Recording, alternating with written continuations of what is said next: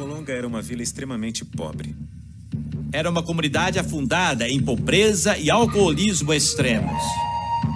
Violência, ignorância, bruxaria, ocultismo, culto aos ídolos. Em alguns quilômetros estaremos entrando na cidade de Almolonga. Os 20 e poucos mil habitantes da cidade fizeram uma escolha consciente de romper a adoração aos espíritos de seus antepassados. Como consequência, hoje Almolonga é uma das cidades mais limpas e prósperas de todo o país da Guatemala. É uma cidade de igrejas.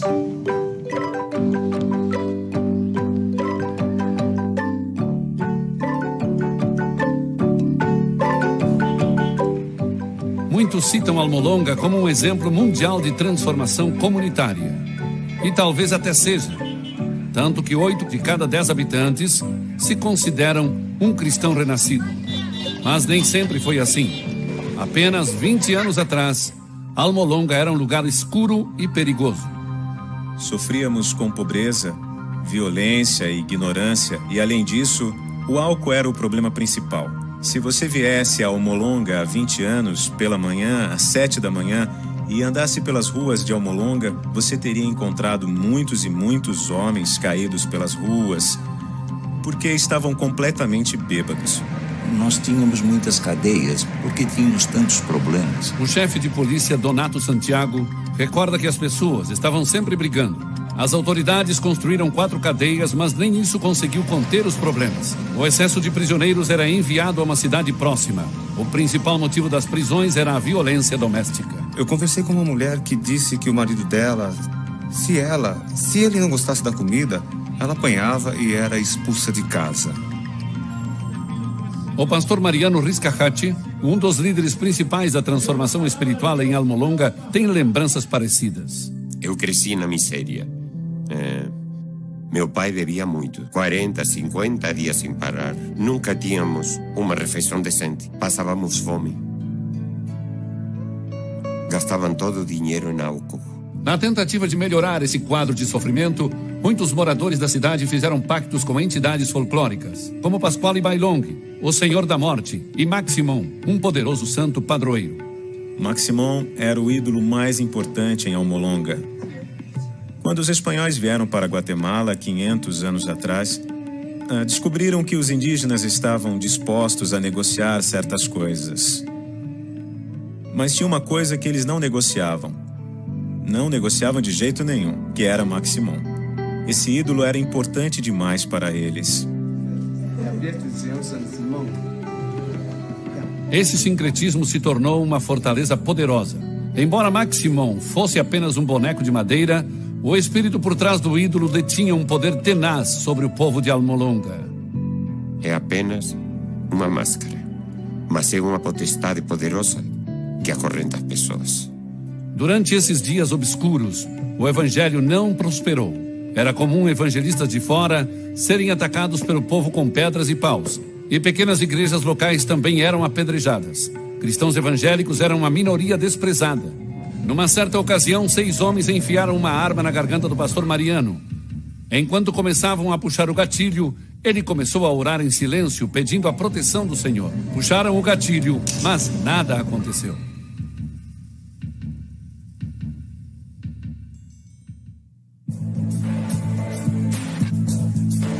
Salvo da morte, pastor Mariano conclamou seu pequeno rebanho para orar. Era hora de quebrar o domínio da violência, da superstição e da pobreza. À medida que os intercessores levantavam suas petições aos céus, eles foram cheios de uma fé sobrenatural. Nós falamos ao Senhor que não era possível sermos insignificantes. Se a palavra dele nos diz que somos cabeça e não cauda, jejuamos toda semana. Sábados tínhamos vigílias de oração. Foi isso que abriu as portas. As pessoas começaram a ser libertas, homens começaram a ser salvos e vir para a igreja. Foi uma bênção tremenda. Eu chamaria isso de avivamento. Depois que muitos sinais e maravilhas começaram a aparecer e houve libertação em massa de opressões demoníacas, as igrejas começaram a crescer.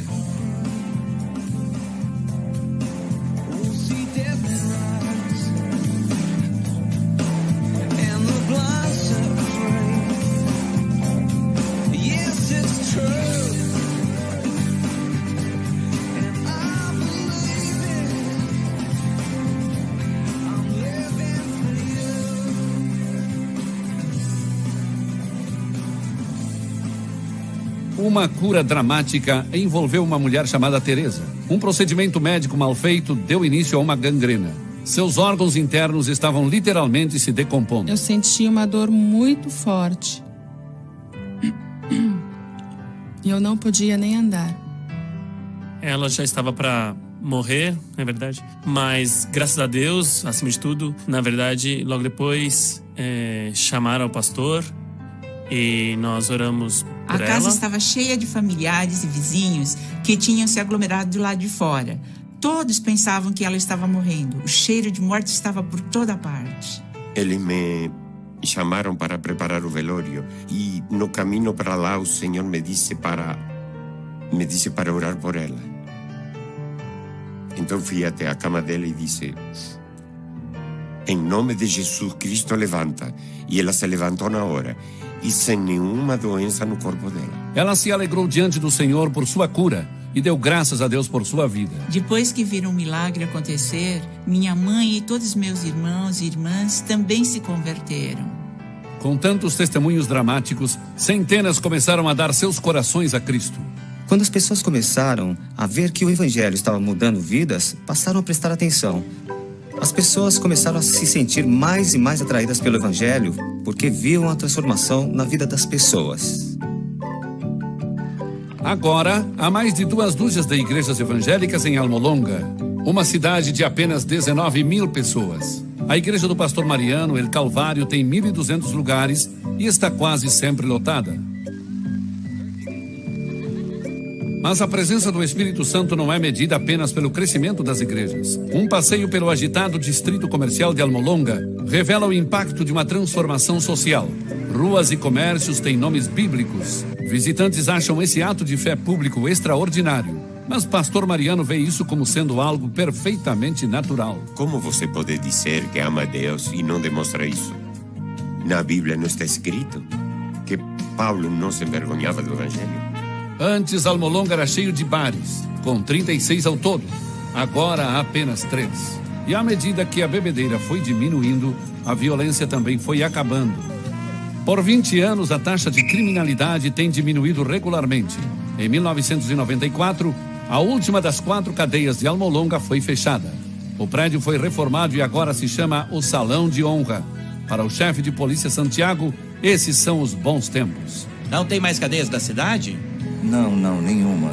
Porque você não precisa mais delas? Não, porque não há ninguém cometendo delitos. Esta é uma cidade muito tranquila agora. Até mesmo a vida agrícola da cidade renasceu. Durante anos, as colheitas ao redor de Almolonga foram castigadas com uma combinação de terra árida e maus hábitos de cultivo. Mas à medida que as pessoas se converteram a Deus, elas presenciaram uma surpreendente transformação da terra. Almolonga se tornou um vale fértil. É tão fértil e a terra está tão boa que produz os melhores vegetais. Há tanta produção que temos 3 colheitas por ano. Eles vendem os vegetais para Guatemala, para o sul do México e para El Salvador. Antes da mudança espiritual, os cultivadores exportavam 4 caminhões de produtos por mês. Agora são 40 cargas por semana.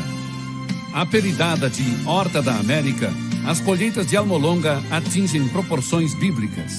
Você tem que ver para acreditar. As beterrabas pesam em média 3 quilos. Cenouras deste tamanho. É simplesmente inacreditável. Olha, é maior que meu braço. É maior que meu braço.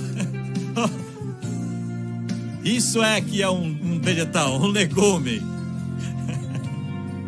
Intrigados com o tamanho desses vegetais e com um aumento de 1000% na produtividade agrícola, pesquisadores dos Estados Unidos e de outros países estrangeiros vieram para Almolonga para aprender seu segredo. Mas a resposta não foi o que eles esperavam. A sabedoria que Deus deu para os fazendeiros em Almolonga produziu melhores colheitas do que os métodos científicos.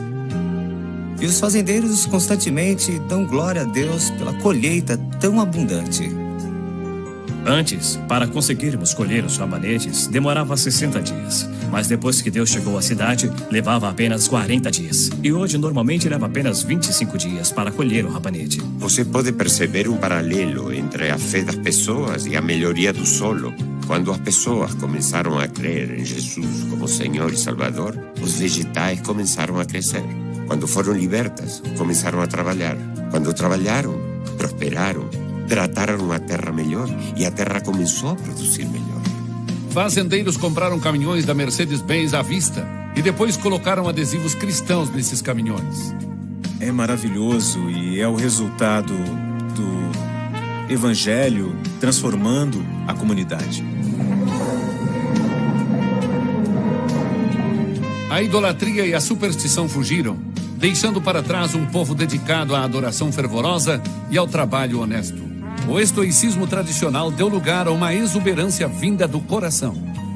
Temos 20 igrejas protestantes muito ativas, muito militantes e muito envolvidas em oração, adoração, libertação e assim por diante.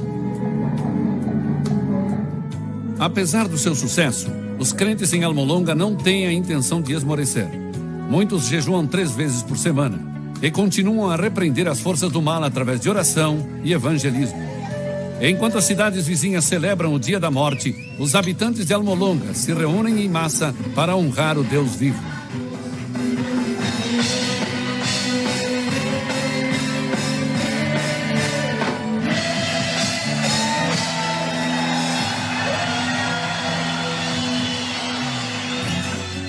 O prefeito da cidade, um cristão genuíno, recebeu uma multidão de quase 15 mil pessoas na Praça do Mercado.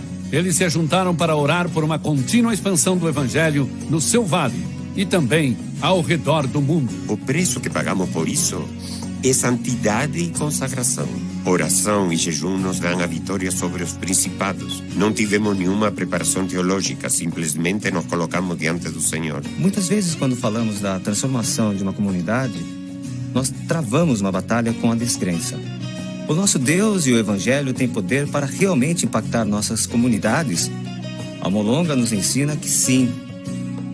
Era uma comunidade entregue à idolatria, bruxaria, alcoolismo, famílias desestruturadas. E agora temos uma comunidade totalmente transformada. Isso é um lindo quadro. Então sim, se Deus fez isso lá, Ele pode fazer isso aqui na minha comunidade. Deus nos levantou e nós temos que aproveitar essa oportunidade. Deus vai usar nossa geração na transformação. É um espetáculo tremendo ver o efeito do Evangelho, porque podemos realmente enxergar as mudanças, e é isso que queremos para nossas comunidades e nações.